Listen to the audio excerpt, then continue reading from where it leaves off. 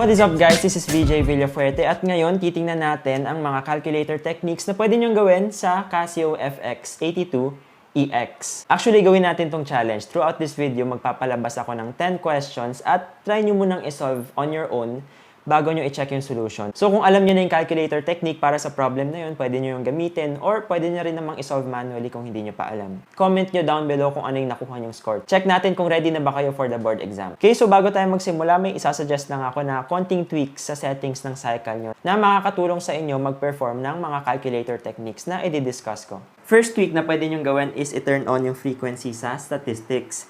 Magagawa yun by shift, set up, down arrow, statistics, at turn on yung frequency. Ngayon, bakit ginawa yun? Kasi pag pupunta kayo sa statistics, magkakaroon kayo ng pangalawang column. So, additional function lang yan. Explain ko na lang kung paano yan ginagamit in the next problems. Next tweak na sa tingin ko makakatulong din sa inyo is i-turn on yung digit separator.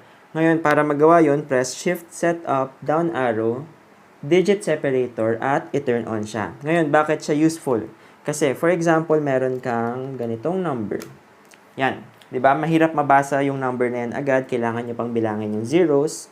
Pero, kung ito-turn on nyo yung digit separator, madali na lang siya mabasa. So, alam nyo na agad na 80 million siya. Next week na pwede nyo gawin is dagdagan yung capacity ng table function. So, para magawa yon, shift, set up, down arrow, table, at select f of x, g of x. Ngayon, bakit to helpful? Kung pupunta kayo sa table, makikita nyo na meron na kayong dalawang function na pwedeng i-analyze at the same time. Whereas previously, pa isa-isang function lang ang pwede nyong i-analyze. Okay, so handa na ba kayo? Simulan na natin yung challenge. First 3 questions. Let's say this phone costs 50,000 pesos at sabihin na natin na ang useful life niya is about 5 years at after 5 years, meron siyang salvage value na 8,000 pesos. Using the methods of straight line depreciation, declining balance, at sum of the years depreciation method, determine nyo yung book value ng phone na yon in the 3rd year. For straight line method, ang gagawin natin is punta tayo sa menu, statistics, at iselect yung y is equal to a plus bx. Ngayon, ito yung pinili natin kasi linear yung pagmamodel natin.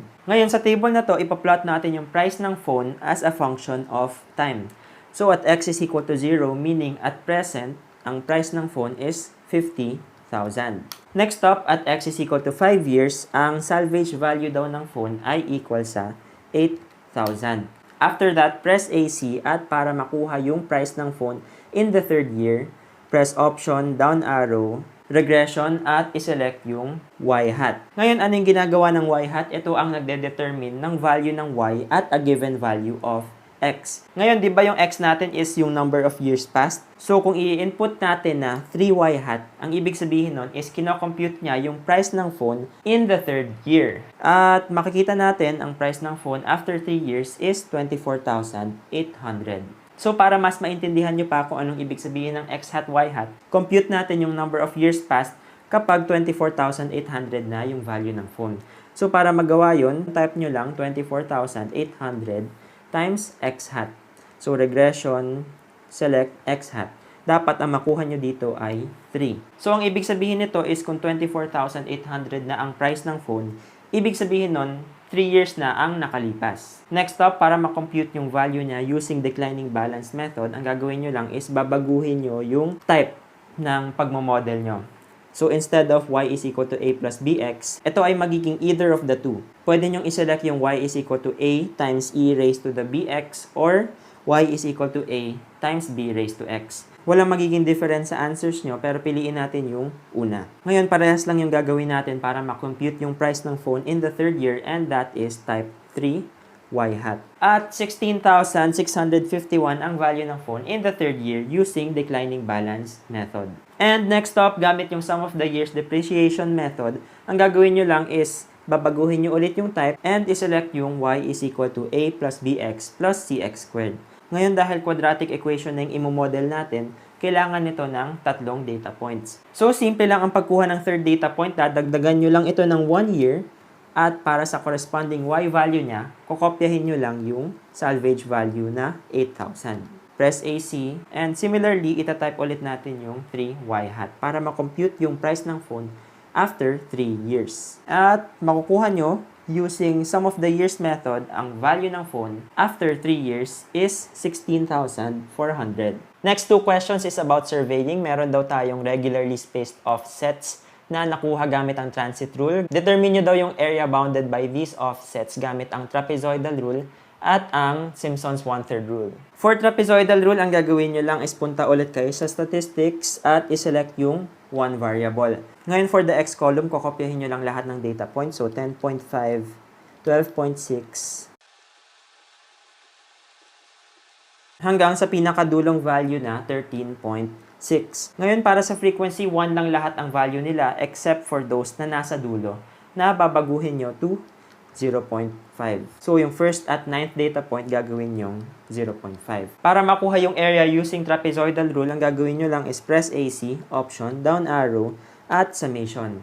Ngayon, choose summation of x, pero dagdagan nyo ng 5 sa unahan. So, 5 summation of x equals 496.75 meters squared. Para naman sa Simpson's one-third rule, imomodify nyo lang ng konti yung data at mag-i-input kayo ng pattern na alternating 1/3, 4/3, 2/3, 4/3, 2/3, 4/3, 2/3, 4/3, at pag nakarating na kayo sa dulo, babalik kayo sa 1/3. Ngayon, take note nyo na gumagana lang ang Simpson's one-third rule kapag odd number ang data points nyo. Na-applicable naman dito kasi 9 ang data points natin. Ngayon, parehas lang ang gagawin nyo para makuha yung area. Press AC, option, down arrow, summation, at choose summation of x. Ngayon, lalagyan natin ng 5 sa unahan at ang makukuha nyong area using Simpson's rule ay 496.83 square meters. Next question is about Morse circle. So, sabihin ko lang muna na ito siguro yung pinaka-useful na calculator technique na nalaman ko. Kasi nung una kong na-encounter yung Morse circle, hindi ko masyadong na-gets pa. As in, super bagal kong makagets ng Morse circle. Pero nung nakita ko yung calculator technique na to, super dali lang pala ng mga Morse circle problems. So, ito yung question. Meron kayong stress block. At ang pinapahanap sa inyo is yung center ng Morse circle, yung dalawang principal stresses, so sigma 1 and sigma 3,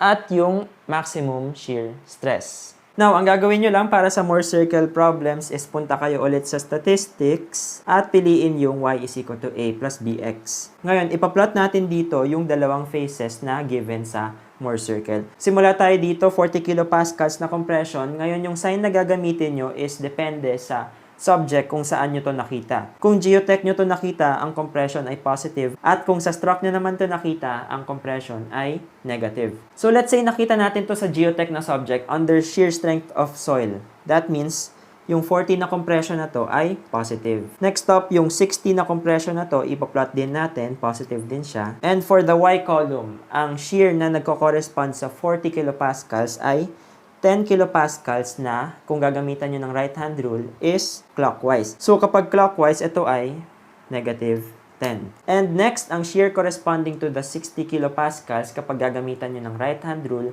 ay counterclockwise. So, that means positive 10 ang i-input nyo. Next, press AC. Tapos, para makuha yung center ng Morse circle, ang gagawin nyo lang is press option, down arrow, variable, at press X bar. Ngayon, ang sagot sa X bar ay 50. And ang ibig sabihin niyan is kung idodrawing nyo yung Morse circle nyo, yung center niya ay nakalocate at X is equal to 50. Next up, para makuha yung principal stresses na sigma 1 at sigma 3, may technique na tinatawag na Pollocksoy. So, ito yung mga formulas para makuha yung sigma 1, sigma 3, X bar plus or minus Pol sigma X, sigma Y. Or mas commonly na tinatawag sila as Pollocksoy. So, kunin muna natin yung sigma 1. Meron na tayong X bar. Ipa-plus lang natin siya ng shift Pol. Yung Pol ay makikita nyo sa plus button na to. Press shift lang para ma-select yung Pol. Ngayon, yung sigma X ay makukuha nyo gamit ang option, down arrow, variable, at yun, yung sigma X na nandito. Press 3. At para ma-input yung press shift, close parenthesis. Next up, i-input natin yung sigma y. So, option, down arrow, variable, down arrow, at press sigma y. Close parenthesis. At ang makukuha nyo na sigma 1 ay equal sa 64.14 kilopascals. Ngayon, para makuha yung sigma 3, papalitan nyo lang yung plus sa minus. At ang sigma 3 ay equal sa 35.86 kilopascals. And kung idodrawing nyo yung Morse circle, ito yung magiging itsura niya. meron siyang center na 50 at principal stresses na 64.14 at 35.86. Ngayon, para makuha yung kanyang maximum shear stress or yung radius ng Mohr circle, ang gagawin nyo lang is, consider nyo lang yung pole sigma x, sigma y, at ang radius niya ay equal sa 14.14. Next two problems, we have centroid. Ngayon, super simple lang ng problem na to. Meron ka lang figure na ganito yung itsura at pinapahanap lang yung x bar at y bar. Ngayon, ang point system nito, since madali lang ang centroid is 0.5 points each for x bar and y bar. So, ang unang step natin para makuha yung centroid nito is i-divide muna natin yung shape into 3 and i-mark natin kung saan yung centroid ng bawat isa. So, yung centroid ng triangle na to ay nandito at 1/3 of the distance from the base. So, ito ay 1/3 at ito ay 1/3. Next up, yung centroid ng square na to is nasa gitna ng square na 0.5 yung distance from this point. Next up, yung centroid ng circle na to ay nakalocate sa point na to. At kung maaalala nyo yung formula ng centroid ng semicircle, that is 4r over 3 pi from its base. Now, after that, pwede na nating i-input sa cycle yung mga nakuha nating values. Press menu, statistics, and choose y is equal to a plus bx. Now, makikita nyo meron kayong x, y frequency. Ang i-input nyo sa x column ay lahat ng x coordinates ng centroids ng lahat ng shapes. So, ang centroid ng triangle ay nakalocate at x is equal to 2/3. So, 2/3 dyan at ang x coordinate ng centroid ng square ay nakalocate at 1 plus 0.5 or 1.5. Next, ang centroid ng semicircle na to ay nakalocate at 2 plus 4r over 3 pi. So, 2 plus 4 times ano yung radius ng semicircle na to? Kalahati ng 1. So, 0.5. So, 4 times 0.5 over 3 pi. Next, yung y-coordinate naman ng centroid nila. Ang y-coordinate ng centroid ng triangle is at y is equal to 1/3. Ang y-coordinate naman ng square na to is at y is equal to 1/2. And ang y-coordinate ng semicircle na to ay same, 1/2 din. Next, para sa frequency, i-input nyo yung area ng bawat isang shape. So, para sa triangle, ang area niya ay base times height over 2. Next, ang area ng square ay 1 times 1, so 1. At lastly, ang area ng semicircle na to ay pi r squared over 2. So, 0.5 squared pi over 2. And para makuha yung x-coordinate ng centroid ng buong figure na to, press AC, option, down arrow, variable, at press 1 for x bar na makukuha nyo as 1.43. So, para makuha yung y bar, press option, down arrow, variable, 7. And ang y-coordinate ng centroid ng buong figure na to ay 0.46. And last question is about binomial expansion. So, kung may given ka na binomial na 2x minus 3y raised to the 6th, ang tinatanong is ano daw yung coefficient ng fourth term niya. Para ma-solve yung mga ganitong klaseng problems, alalahanin nyo lang yung equation na to, ncx minus 1 times a raised to the n minus x plus 1 times b raised to the x minus 1. Ngayon, ang ibig sabihin ng n is yung degree ng polynomial. Yung c is yung combination function na makikita nyo sa button na to, yung ncr na nasa division sign. Yung x ay isang variable. And yung a at b ay yung coefficients ng dalawang terms ng binomial. So, kung babalikan natin yung example natin na 2x minus 3y raised to the 6, pwede nating i-label na n is equal to 6, a is equal to 2, and b is equal to negative 3. Ngayon, para ma-input siya sa cycle, press menu, then press 3 para sa table. At ang i-input nyo dito is yung mahabang equation na to. So, parenthesis, 6 combination na makukuha nyo gamit ang shift division sign. Tapos, open parenthesis, x minus 1.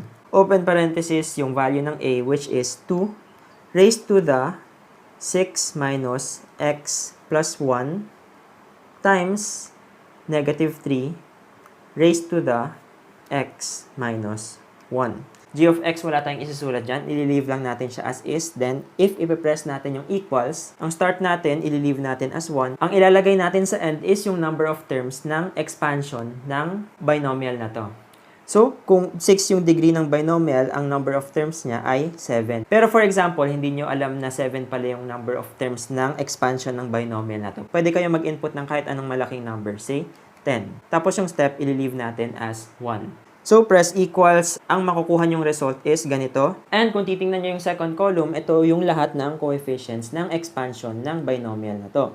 So, 64, negative 576 hanggang term 7. So, sa term 8, nag-error na siya. Ang ibig sabihin nun, alam nyo na rin na up to 7 lang lahat ng terms ng expansion ng binomial na ito. So, ang tinatanong is ano yung coefficient ng fourth term ng expansion ng binomial na to. Titingnan natin yung nagko-correspond sa number 4, which is negative 4320. So, ilan nakuha nyo? Comment nyo below kung ano yung nakuha nyong score at i-share nyo na rin to sa Facebook para ma-challenge yung friends nyo. Tingnan natin kung mas mataas ba yung makukuha nyong score kaysa sa friends nyo. At kung may naisip pa akong mga ibang calculator techniques gamit yung cycle na to, gagawan ko ito ng follow-up video at syempre, in challenge form pa rin. So, I hope you had fun kahit papano sa pagre-review nyo para sa board exam. At subscribe kayo kung gusto nyo maging una makapanood sa mga future videos ko. Okay? Thanks for watching.